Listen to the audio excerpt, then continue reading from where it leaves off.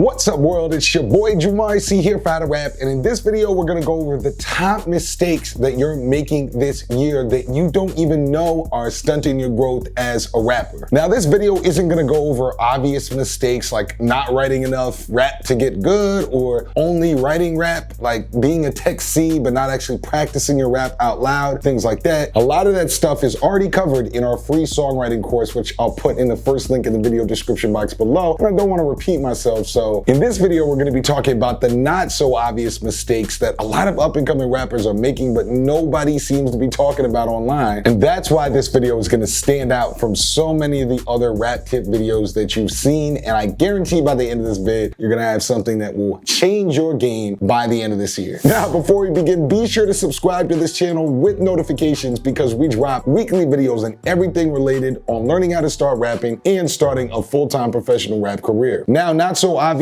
rapping mistake number one that I see is not having the chorus first on at least half or even more of your songs. The first mistake that I see so many up and coming artists making these days is not having at least half of your songs, probably even more, at least half of your songs have the chorus first. Start the song off with a catchy, identifiable chorus. Now, of course, this is more of a suggestion than a rule, but you have to understand that over the last 2 to 5 years, rap fans' ears and listening habits have matured quite a bit. Streaming services and when we're not locked down, festival performances have attuned the listener's ears to identifying quickly in the first 30 seconds the most catchy part of the song and being more expectant of catchy parts of the song to be introduced in the very beginning. Now, of course, it should already go without saying that the first 30 seconds of your song are really the prime real estate of your music, partially because you're probably watching this as a new artist who's trying to grab people's attention out of the noise of the already successful artist. So by that first 30 seconds is what's really gonna grab people's attention and convince them to pay attention to you as a new artist and turn them into Insta fans. And even furthermore, the first 30 seconds is how streaming services gauge if it is a full stream, okay? So if a person doesn't listen to the full 30 seconds, first 30 seconds of your track, it won't be counted as a play. You won't get money, right? They have to listen to the entire 30 seconds. So that's the prime real estate right there. So you wanna make sure that you get that entire 30 seconds that listen and put your best flow forward when it comes to introducing your music. Now, a lot of you watching this might be a little bit more of the bar heavy, lyrical kind of style of rap, and that's great. We totally support that here. But don't let being lyrical push you away from thinking of a chorus first mentality. Even some of the more rappers who really considered the kings of lyricism right now, at least in the mainstream, I'm thinking of like a Kendrick or a J. Cole, they have a lot of their biggest songs, even the storytelling ones and the ones that are a little bit more reflective, even those often have chorus first to start off the song in the first 30 seconds. From a storytelling track like Neighbors or an intro track like KOD, J. Cole is not afraid, even if the song is storytelling or a little bit more lyrical, he's not afraid to start off to get you in the mood, and then he gets deep. Pause. Now, even with Kendrick, some of his most iconic recent songs like Loyalty or DNA even, they start with the chorus, even if he's gonna,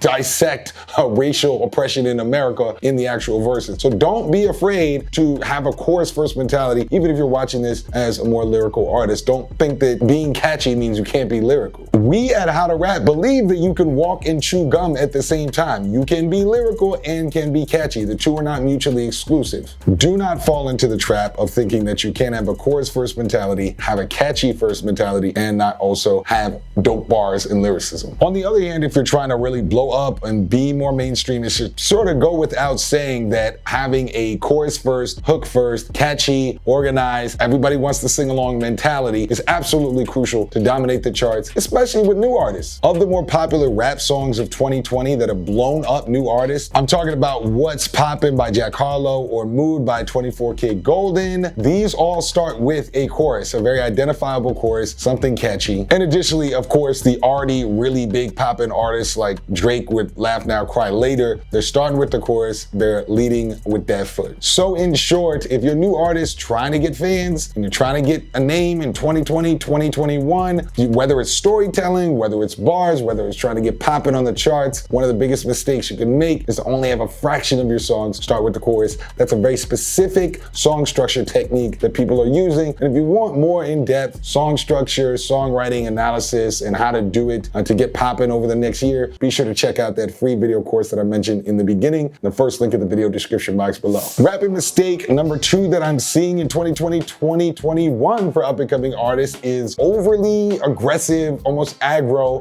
vocal delivery. This is a subtle point, but rock with me. Back in the days, some would call the golden age, but back in the days of early rap and down to the 90s, mic quality and recording interfaces and the way that your voice was picked up was very different than it is now. The mics themselves, even when you were popping, weren't as good as they are now and didn't pick up those vocal subtleties. And of course, if you were just learning how to rap or you were just building your bars up, building your skills, getting popping, you didn't have access to high quality mics the way that we do now. You're probably learning how to rap and getting your first fans in person, in battles, in ciphers, right? Rapping on the block, things that require a lot more vocal projection to get the fans' attention. With this in mind, rappers' vocal deliveries back in the day were much more aggressive. And if you're listening to some of the more retro classic rap, you're going to be hearing a lot of aggression, and that might attune you to, as a rapper now, thinking that you need to like overdo it. Now, with that being said, some of the greatest rap of all time by far is the aggressive rap that we got in the 90s. You think about the DMX, the Tupacs of the world, etc. However, things have changed, and just like we said about streaming services and audience expectation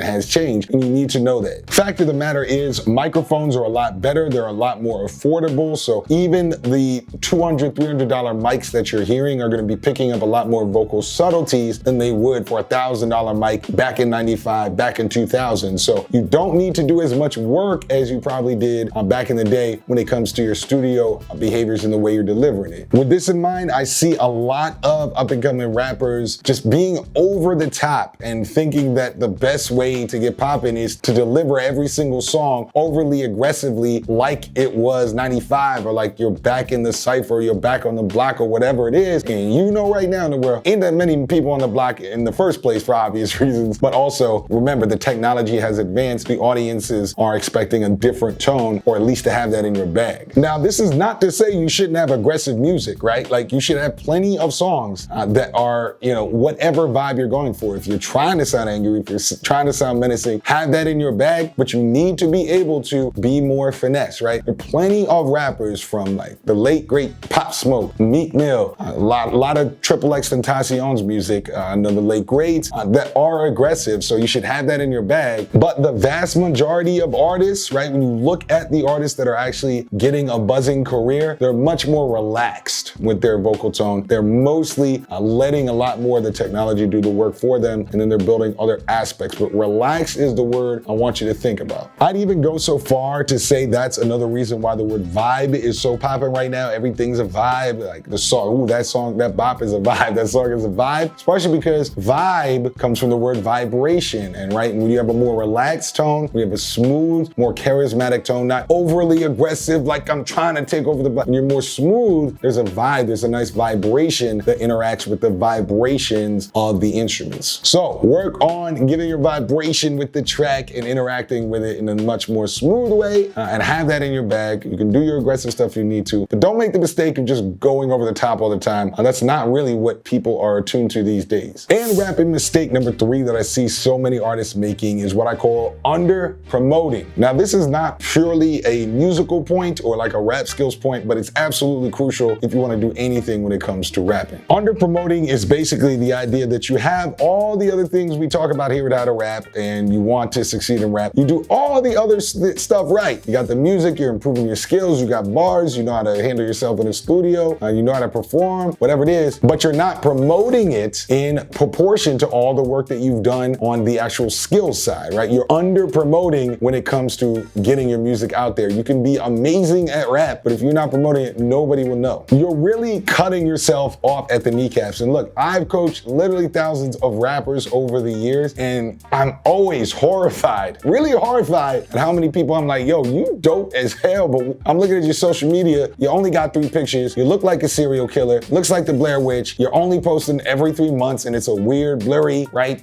Freddie and Jason kind of picture. How would I even know that you're dope? There's nothing about the way you're promoting your music that makes me believe you think you're dope. Like, for real though, I've seen artists who are dope who, my mother, right, my mother is more active on social media than they are, and these rappers are the ones with the dope music. Like, if my own mom on Facebook talking about politics and stuff like that is more active than you as an artist who says they want to blow up and change lives and stuff, like, that's really a problem. Like, the boomers should not be destroying y'all when it comes to the promotion. Do not under promote. Just to put a fine point on this, because this is so crucial and I see way too many great artists not making it. Look, making a bunch of dope music and then not promoting it is like studying all week during finals week and, you know, doing all-nighters, whatever you're doing, like studying all the books and then not showing up to the exam. It doesn't matter how much you studied. It doesn't matter how much you memorize. It doesn't know if you know the textbook backwards, forwards, upside down, whatever. If you don't show up to the test, you're gonna get a failing grade. It really is on some if a tree falls in the woods and nobody hears it,